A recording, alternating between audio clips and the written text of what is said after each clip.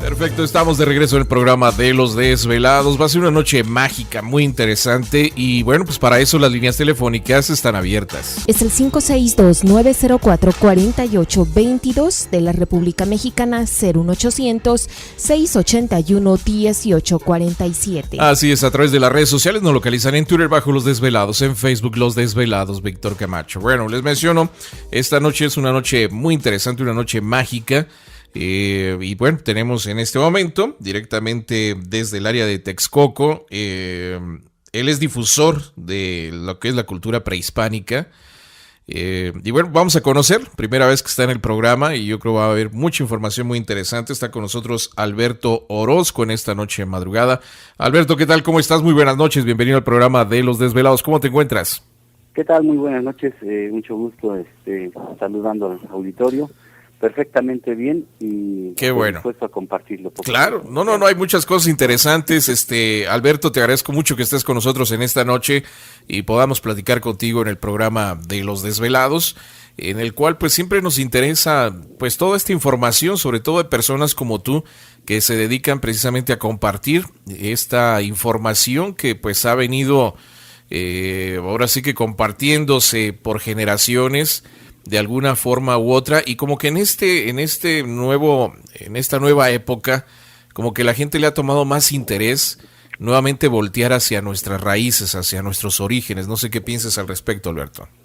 Sí, estoy de acuerdo con ello últimamente por la situación y el tren de vida que se lleva. Ajá. La gente como que estamos retomando muchas costumbres porque la idea es estar en paz, en armonía. Ajá. Y nada mejor que, bueno, pues las meditaciones y la forma de vivir de nuestros abuelos, que trataban de vivir en armonía y armonizarse precisamente con la naturaleza, con el cosmos, imitando los sonidos y muchas cosas, la forma de vivir de acuerdo a la tierra, ¿no? Cuando se desprende, cuando se seca, cuando reverdece, en fin. Y esa es la idea de la intención de la difusión de la cultura, retomar estas formas de vida en armonía con nuestro entorno. Ok, platícanos un poquito de ti, Alberto, ¿de dónde es originario? ¿Cómo surge este interés por estos temas, por compartir pues todo esto que pertenece a nuestra cultura? ¿Cómo comenzó todo esto, Alberto? Pues primeramente yo creo que una influencia muy muy grande. Yo nací en el Distrito Federal, en México, pero toda mi familia tiene sus raíces en la Sierra Norte de Puebla. Okay. Mi abuela era curandera, era partera, y practicaba todo este tipo de medicina con plantas, con hierbas, con piedras, con sobadas. Podía hacer que lloviera, y eso como yo al ser citadino, pues era mágico para mí. Claro. Me sorprendía mucho cómo mi abuela le hablaba a las plantas, les pedía permiso y incluso lloraba cuando las cortaba para preparar sus medicamentos. Eso se me hacía muy muy raro, pero después de muchos años comprendí muchas cosas de las que hacía, y que ahora también las hago. Mira, qué interesante. Entonces tu abuela fue básicamente la base de tu interés. La influencia, sí.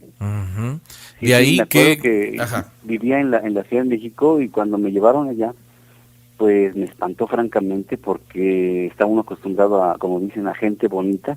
Y llegué allá con mi abuela y ella vivía en una cueva. No era una casa normal. ¿Una cueva?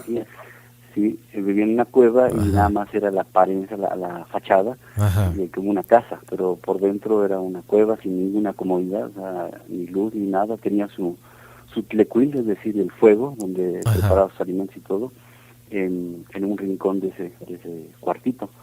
Y hacía cosas extrañas para mí, como cuando hacía que lloviera o que no lloviera, que cayera granizo o no. Mira. Y todo ese tipo de cosas mágicas. Conocimos en el área de Ameca los graniceros, ¿no? Sí. Entre ellos pues un señor muy muy conocido, el más anciano de ellos, Don Cheto, que no sé si él todavía viva. Tiene como 2 meses que falleció. Su hijo Timoteo. Sí. Conocimos a él, a Don Cheto, tuvimos la oportunidad de platicar con él, de salir a caminar un rato con él ahí en la falda de la montaña. En fin, fue una experiencia muy muy bonita y pues son seres humanos que tienen este conocimiento que desafortunadamente pues la gente o mucha gente aún no le interesa y que cuando mueren pues a veces mueren con ese conocimiento. Afortunadamente Don Cheto compartió esto con su hijo y su hija, pero pues cuántas gentes se nos han ido y toda esa información se ha perdido, ¿no, Alberto? Sí, así es. Sí, yo recuerdo que en una plática que organizamos un evento y llevamos a este granicero Timoteo y le dijimos que nos diera una explicación, una plática y una muestra de que podía ser realmente llover. Y casi se inunda ahí la Casa de Cultura donde dio la plática. y decía que él nos podía enseñar a quienes estuviéramos interesados en aprender esta forma de comunicarse con las nubes y con la lluvia. Y recuerdo que yo decía, bueno, pues ahorita me voy a apuntar, y le pregunté qué necesitamos. Y yo dije, pues una libreta o una pluma. Y dice, no, necesitamos desnudarnos, irnos allá a la montaña y hacer que llueva, llamar las nubes, hacer que llueva y que nos caiga un rayo. Y adquirimos entonces la facultad del don de manejar la lluvia. Y le dije, no, pues que llueva cuando yo quiera. Así no es tanto mi interés. Sí, pues básicamente es la historia, ¿no? De que cuando les cae un rayo se vuelven graniceros, digo, si sobreviven, ¿no? Sí, así es. Sí, había con mi abuela cosas mágicas como la existencia de seres gigantes, que mi abuela les decía los atlantes, los gentiles. Los gentiles. Ahora sabemos que son los atlantes. Y en esos gentiles, ella tenía acceso a una casa de un cuñado que ya había muerto, y era un hueso, o sea, un cadáver, un esqueleto gigante, donde lo raspábamos. Y de ese polvo, con ese polvo mi abuela preparaba medicamentos para sus curaciones. ¿Oh, en serio? Y a mí me sorprendía ver un esqueleto tan gigante y rasparlo con la navaja para con un papelito juntar el polvo. Y realmente eran cosas mágicas. Claro. Ahora tu abuela, Ebra, pues me imagino que era la conocida como la curandera del lugar, ¿no? Sí, ¿O qué título podríamos ponerle a ella? Sí, a ella pues ahora se podría decir que era una chamana, una mujer de conocimiento, pero allá era la curandera, la matrona, la partera, de todo curaba. Me daba mucho gusto a mí ir con ella, porque yo le cargaba su morral con sus hierbas y todo lo que ocupaba, pero en pago se utilizaba el trueque, una forma antigua, prehispánica de compartir. De intercambio. Y nos daban pollos, nos daban maíz, nos daban frijol. Mira. Y su pulquito que nunca le faltaba a mi abuela. Ándale. Bueno, pues por lo menos algo salía de esto. Entonces, desde pequeño te llamó la atención, o sea, me imagino que hubo más nietos y más primos tenías, pero tú eras el único que de repente se le pegó más a la abuela. Afortunadamente fui el único y el consentido que vivió con ella. Ándale. Porque mi mamá siguió trabajando allá en el Distrito Federal y yo viví ahí con ella. Te dejó ahí. Que ahora practico en esto del temazcal y pues parte de la iniciación del chamanismo, pues yo ya lo había conocido con ella cuando me hice la iniciación. ¿Cuánto tiempo estuviste con tu abuela viviendo? Como 3 años. 3 años. 3 años viví. Okay. Y hasta que regresé nuevamente al distrito, pero fue un cambio radical de la forma de vida. Llegué a la ciudad nuevamente y era muy diferente a todos los demás por la forma en que conviví con un adulto y un adulto mágico. Claro. No, y sobre todo pues estar en la naturaleza, ver todas estas situaciones mágicas que manejaba tu abuela y tratar de aprender de ella y lo bueno que te llamó la atención este tipo de información, ¿no? Básicamente, ¿no? Después de esto, ¿qué sucedió? ¿Regresaste al Distrito Federal? ¿Continuaste tu vida normal? Al Distrito Federal y después ya existe un movimiento bastante fuerte ahora, se llama Mexicanidad. Y aunque tiene varias corrientes, varias líneas, sobre todo con la danza, hay una que es precisamente la de difusión de la cultura, hay otra que es de los concheros, que podría decirse que son los danzantes con tradición que están al lado de la iglesia, y los que son mexicas, se dicen mexicas de hueso colorado, que rechazan todo lo que refiere a la invasión. Ajá. Entonces se puede decir que un término medio equilibrado que se procura obtener es precisamente de difusión cultural. Es decir, se retoman los conocimientos antiguos y se tratan de difundir en la sociedad a través de ceremonias. Claro. Y precisamente una de las ceremonias que llama mucho la atención aquí en México es la ceremonia del temazcal, la ceremonia de la danza, porque todas las ceremonias implican un conocimiento de nuestras culturas. Claro. Por ejemplo, en el temazcal se dice que viene de temas y cali, casa caliente o casa de baño caliente, y tiene esta forma de un vientre materno, y ahí en este lugar está el agua, la tierra, el viento y el fuego. Y Ometeotl es el equivalente de los orientales al Ome 2 y Teotl energía, el Yin Yang, pero para nosotros es el Ometeotl, y de ahí parte todo se puede decir que ahí podemos encontrar todo el panteón teológico de nuestros ancestros y la cosmovisión que tenían de acuerdo a esta visión de, podría decirse, religión, para entender nuestra existencia en este universo. Claro. Pues yo creo que es interesante, digo, mucha gente ha participado de temazcales, algunos lo hacen por curiosidad, otros por cuestiones médicas también, porque es algo también muy, muy saludable. Pero pues todo tiene una simbología, ¿no? En este caso, lo del temazcal, y era muy utilizado en épocas antiguas y afortunadamente, como estábamos platicando anteriormente, el interés de la gente ha ido aumentando respecto a todo esto, ¿no? Sí, precisamente porque el temazcal tiene múltiples beneficios. Porque al entrar al temazcal, aunque la gente no conozca mucho más allá de los rituales o de las cosas esotéricas, el simple hecho de entrar al temazcal, al sudar, pues se activan, se acelera el ritmo cardíaco, se acelera también el torrente sanguíneo, se lavan los riñones y el hígado, que son nuestros filtros, y entonces se abren los poros de la piel y salen las toxinas. Eso sí, naturalmente, pero si además quien dirige el temazcal tiene la intención de llevar a la gente a un cierto estado de conciencia, pues los va guiando, de manera que a veces la gente, sin haberlo pensado, cuando menos se da cuenta, está llorando, está agradeciendo, se mueven fibras muy internas, muy profundas de los sentimientos y los razonamientos del ser humano. Claro. No, yo creo que es cuestión de, como tú mencionas, la persona que los lleve, pueda conducirlos a este tipo de situaciones. Fíjate que estuvimos en la Sierra de Oaxaca también y nos llamó mucho la atención de que tiene una clínica de salud, ¿no? El lugar. Pero enfrente de la clínica de salud de medicina normal, por decirlo así, está la clínica de salud de medicina tradicional mexicana, ¿no?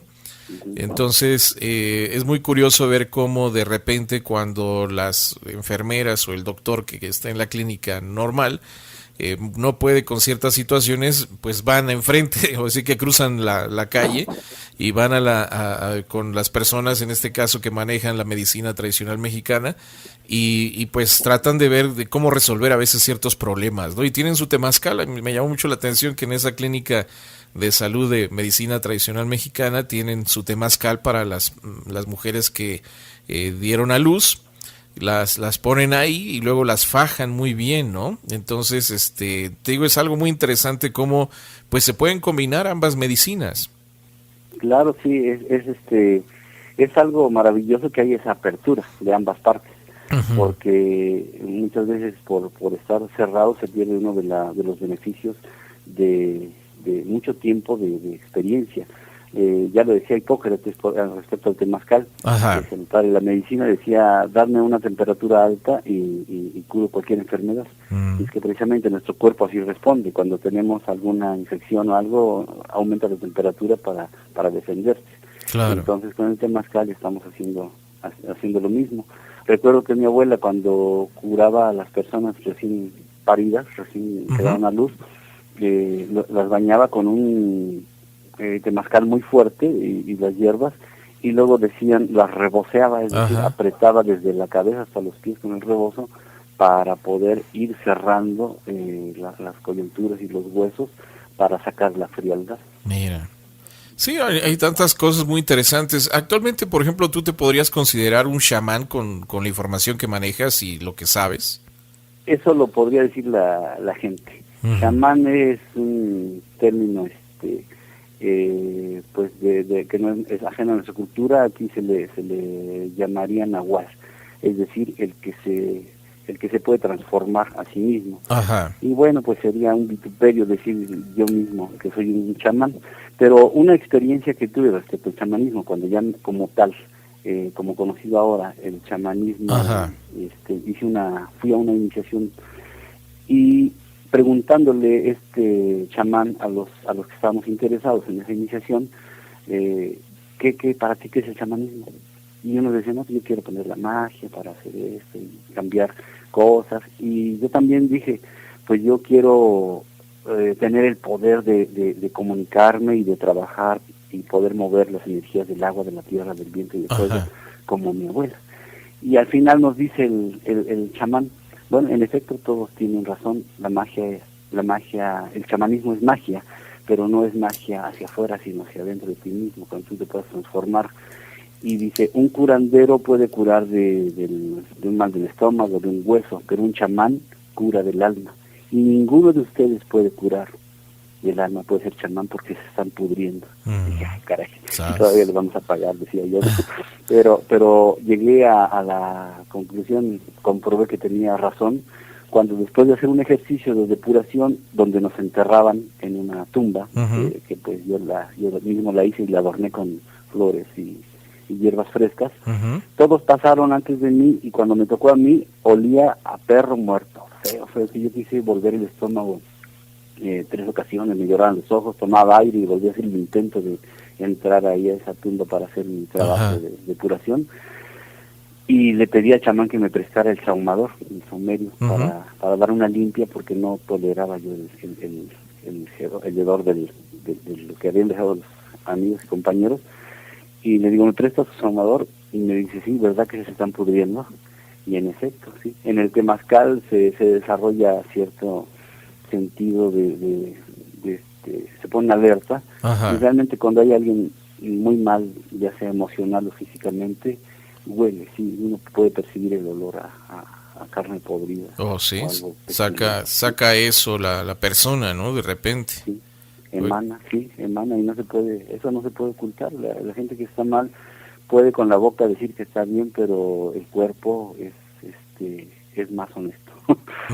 Sí, pues básicamente uno empieza a sacar o emanar ese tipo de energías que uno viene arrastrando, ¿no? Por tanto tiempo. Entonces, el chamanismo, bueno, desafortunadamente también por el interés que hay respecto a estos temas de la cultura antigua, la cultura prehispánica, a veces leemos 2, 3 libros y ya traemos nuestra bolsita y nuestra flauta y ya somos chamanes, ¿no? Entonces, pues a veces se pierde mucho realmente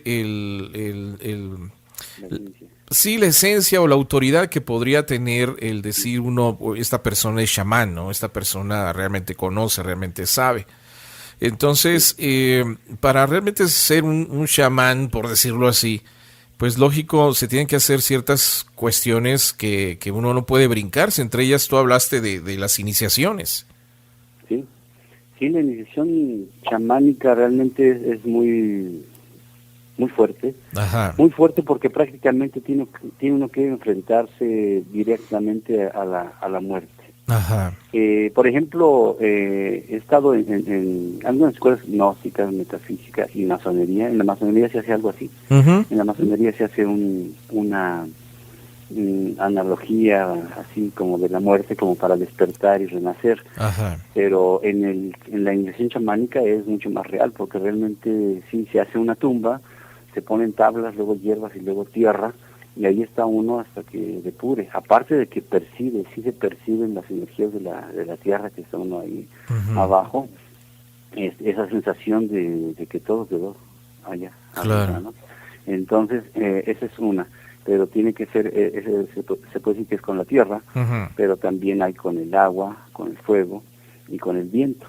Entonces, cuando uno puede realmente hacer, la idea es hacer conexión y hacerse consciente del aquí y el ahora, ese es el eterno presente, donde uno puede hacer conexión con otras frecuencias que están aquí, pero que estamos tan distraídos que no somos capaces de percibirlas. En muchos años que practiqué la meditación, pues muy esporádicamente encontraba conexión o alguna manifestación de lo que yo buscaba. Pero precisamente en un temazcal me sucedió algo extraordinario, que al dar la palabra uno entra al temazcal, ya están todos adentro y están las piedras y empiezan a presentarse cada uno de los presentes. Y cuando yo con la tercera persona más o menos que estaba dando su nombre, a mí se me fue el avión, se me fue la conciencia y empecé a hablar con una abuela que estaba enfrente de mí, así telepáticamente.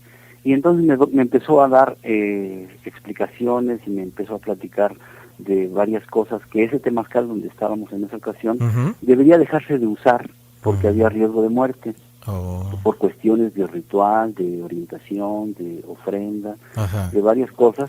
Entonces fue un tiempo en lo que terminaron como unas 15 personas de hablar.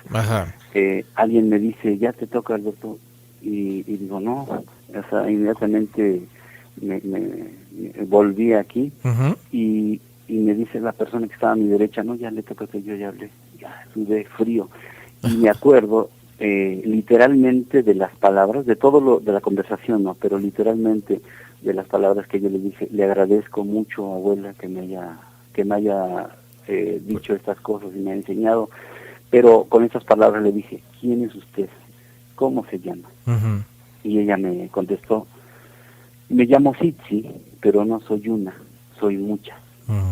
Y entonces eso no fue lo más sorprendente, sino que al estar hojeando el libro de la verdadera historia de la conquista de la Nueva España, de Bernal Díaz de Castillo, estaba yo buscando formas de atuendarse de la gente prehispánica, y encuentro un párrafo donde dice, y la diosa Sitsi, diosa de los temazcales, muy venerada por los naturales de esta tierra, era la regente de la medicina. Y ahí es donde sube más frío. Al poco tiempo, el dueño del temazcal donde tuve esa experiencia, se estaba muriendo. ¿Por qué? Porque yo le dije, acabo de hablar con una abuela aquí en tu temazcal, y me dijo que debe usarse porque hay riesgo de muerte. Y nada más me apapachó, me dio unas palmadas en la espalda y me dijo, qué bonito. Te dio la vio nada más. Días, él se estaba muriendo. Y entonces es una de las experiencias muy extraordinarias y sorprendentes, que realmente sí me dio un escalofrío, más cuando leí el texto pues después de la experiencia, y el saber que se estaba muriendo por no hacer caso. Y no fue esa vez nada más, no entendió y volvió a hacerlo, volvió a aprenderlo, a utilizar este temazcal, y no era él, porque cuando a él le tocó, lo tuvo que buscar la Cruz Roja de ahí, de su casa, de su temazcal. Y después en otras 2 ocasiones posteriores, también las personas que entraron al temazcal se pusieron mal. Entonces no cabe duda que cuando está uno en frecuencia de otros niveles de conciencia, puede uno percibir, puede uno recibir mensajes. Sí, hacer contacto con estas deidades o entidades espirituales, ¿no? Exacto. Fíjate que es interesante. Estaba leyendo ya hace muchos años la historia de, ¿cómo se llama? 7 garra de tigre, ¿cómo se llama? 7 venado, garra de tigre, algo así, creo se llama este personaje, que es una historia muy bonita de la cultura, ¿cómo se llama? Oaxaqueña, donde están tepostecos, no. Bueno, de la cultura que habitó ahí en Oaxaca. Y habla de este personaje que él tenía que pasar muchas pruebas para lograr ser un tlatoani de su pueblo. Entonces me gustó mucho la historia, está muy muy bonita, pero pues tenía que buscar a una anciana que era la que tenía que enseñarle lo que era el nahualismo. En este caso podríamos decir pues la iniciación de un chamán, ¿no? Ahí me gustó muchísimo esa historia y al final pues se encuentra esta persona, esta señora, a esta anciana, y le enseña las técnicas de la transformación, ¿no? Entonces mencionan que para poder ser un tlatoani pues tenía que aprender a ser un nahual. Entonces cuando llegan desafortunadamente estas personas europeas a estos territorios, pues las personas que manejaban estos conocimientos pues tuvieron que esconderse y esconder sus conocimientos, ¿no? Algunos me imagino que los utilizaban para bien, otros los utilizaban para lo que realmente tendrían que hacerlo. Y me imagino que ahí vienen las historias, ¿no? De los famosos nahuales, que unos son buenos, que otros son malos, o que realmente estábamos leyendo ayer una historia de una chica que mencionaba que vio un perro negro con ojos rojos muy brillantes y pues le tiró piedras, y al rato un vecino amaneció todo golpeado como si lo hubieran apedreado, ¿no? Entonces posiblemente sí existe ese tipo de conocimiento de transformación. ¿O qué piensas, Alberto? Claro, a mí me tocó cuando era niño vivir con un tío también allá en Puebla. Ajá. Allá había mucho nahual, mucha gente de conocimiento prácticamente. Ajá. Entonces llegamos de trabajar, pasaba una camioneta por nosotros para trabajar en las tierras, y cuando regresamos mi primo, uh-huh, era hijo de un nahual. O sea, también mi tío era nahual, pero desde niño ya tenía esa facultad. Ajá. Entonces este primo, cuando nosotros íbamos llegando a la casa, pues allá no hay candados ni nada, nada más un hilito con 2 clavos era todo el seguro de la casa.